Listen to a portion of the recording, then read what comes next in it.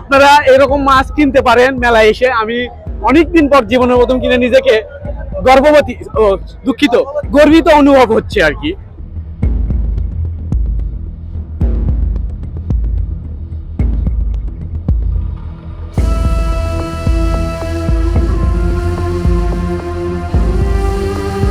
টেকানি মেলা আপনাদেরকে স্বাগত।